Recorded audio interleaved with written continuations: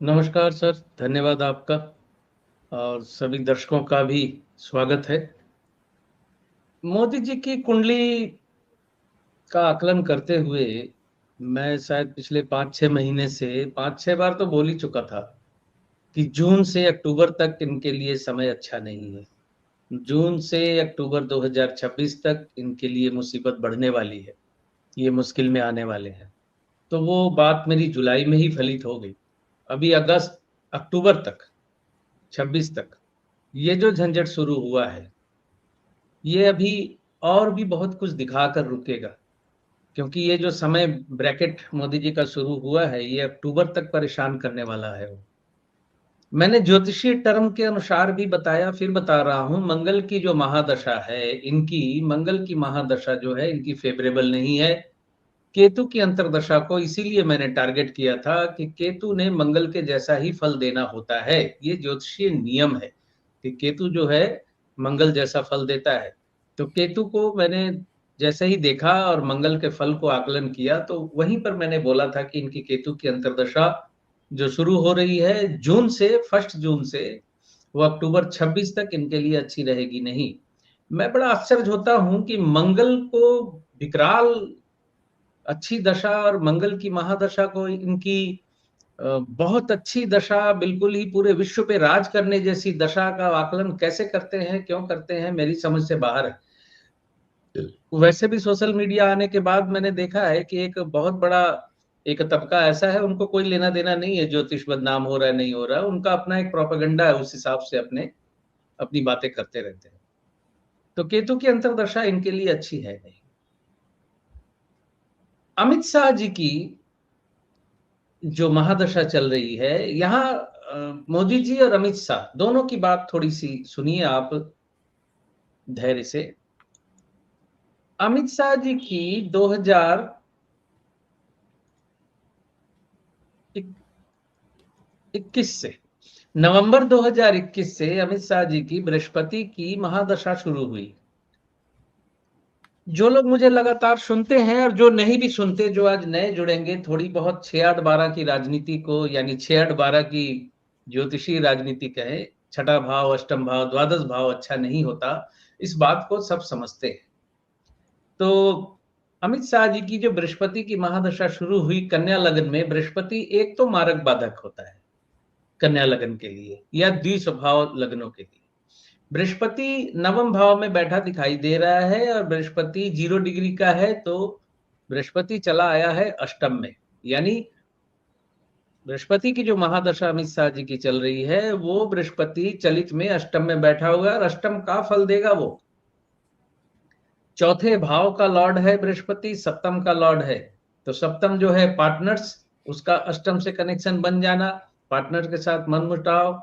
चौथा भाव सुख भाव कहलाता है, इससे ज्यादा व्याख्या ना करते हुए कहूं तो चौथे भाव का कनेक्शन फिर अष्टम से बन जाना, सुख में कमी।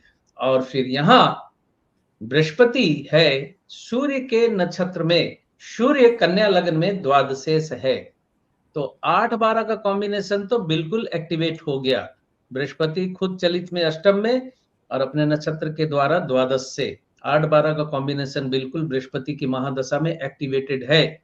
और सूर्य डेबिलिटेट है, नीच का है, जो दूसरे भाव में बैठा है, लेकिन चलित में वो प्रथम भाव का फल दे रहा है। यहां थोड़ा सा बचाव हुआ है। ये सूर्य अगर इत्तेफाकन द्वादश में ही होता तो फिर बहुत ज्यादा नुकसान होता है।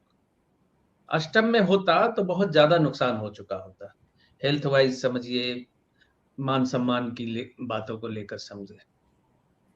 बृहस्पति में शनि शुरू हुआ लोकसभा के, शनि की अंतर्दशा शुरू हुई लोकसभा चुनावों के दौरान। ये शनि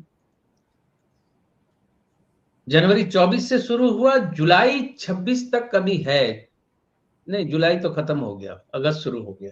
जुलाई 2026 तक था, 24 जुलाई 2026 तक। 24 जुलाई 2026 से इनकी बुध की अंतर्दशा शुरू हो गई है। शनि फेवरेबल था, शनि में ये वापस फॉर्म में आ गए थे, लेकिन अभी बुध की जो अंतर्दशा है, बुध दूसरे भाव में बैठा हुआ है, तुला राशि में। और बुध का जो कॉम्बिनेशन है, बुध है राहु के नक्षत्र में, और राहु नवम से कनेक्शन बना रहा है, दसम में होते हुए भी नवम से कनेक्शन बना रहा है। बुध चूंकि लग्नेश है तो अभी उसका राहु के नक्षत्र में होना, और लग्नेश का मतलब है वो सीधे जातक को इफेक्ट करता है। कोई दूसरी भी दशा, अंतरदशा, महादशा होती है तो कई बार दाएं बाएं इफेक्ट करती है, लेकिन जब भी लग्नेश की दशा, महादशा, अंतरदशा होती है तो वो सीधे जातक को टारगेट करती है। वो दशा सीधे जातक पे इफेक्ट आता है हर चीज का। तो बुध की जो अंतरदशा है, बुध इनका राहु के नक्षत्र में है, यानी राहु मतलब भ्रम, परेशानियों में वृद्धि। इस बुध की अंतरदशा में अमित शाह जी का योग बन रहा है, जो अक्टूबर 2028 तक बुध की अंतरदशा चल रही है, चलने वाली है। एक लाइन और देख लो तो नवतारा चक्र के बारे में कई बार बोला हूं, जो समझते हैं वो समझ जाएंगे। राहु प्रत्यारी नक्षत्र है यहाँ इस इनकी दशा में। प्रत्यारी का मतलब है शत्रुता। राहु प्रत्यारी नक्षत्र है, यानी बुध जो है प्रत्यारी नक्षत्र में है नवतारा चक्र के अनुसार।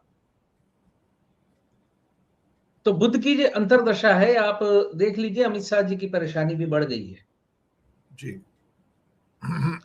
और ये अगले 2-2.5 साल तक ये सस्टेन रहने वाली है ये परेशानी। थोड़ा बहुत उतार चढ़ाव कुछ भी होता रहे, लेकिन ये परेशानी सस्टेन रहने वाली, यानी टिकी रहेगी ये परेशानी अभी। और मोदी जी का जो समय है वो अक्टूबर 26 तक बहुत दबाव वाला है। आप कुछ भी अनएक्सपेक्टेड आशा कर सकते हैं राजनीति में अगले 6 महीने में। और नितिन गडकरी जी की बात भी यहां जरूर करूंगा मैं। नितिन गडकरी जी की जो बुध की अंतरदशा शुरू होने वाली है वो फरवरी 2027 से होने वाली है। फरवरी 2027 के बाद नितिन गडकरी जी की कुर्सी मुझे खतरे में लग रही। यानी अगर ट्रायो अगर समझे, भारतीय जनता पार्टी में हमेशा एक ब्रह्मा विष्णु महेश जैसी जोड़ी रही है। जब अटल जी और आडवाणी जी थे तो तीसरे मुरली मनोहर जोशी जी थे। इस तरीके से एक ट्रायो हमारे भारतीय जनता पार्टी में हमेशा दिखता रहा है। तो इस वक्त ट्रायो में नितिन गडकरी जी हैं, मोदी, अमित शाह और नितिन गडकरी जी। तो ये तीनों यानी ट्रायो ही प्रॉब्लम में है इस वक्त। फरवरी 2027 तक, फरवरी 2027 तक क्लियर होगा बहुत कुछ।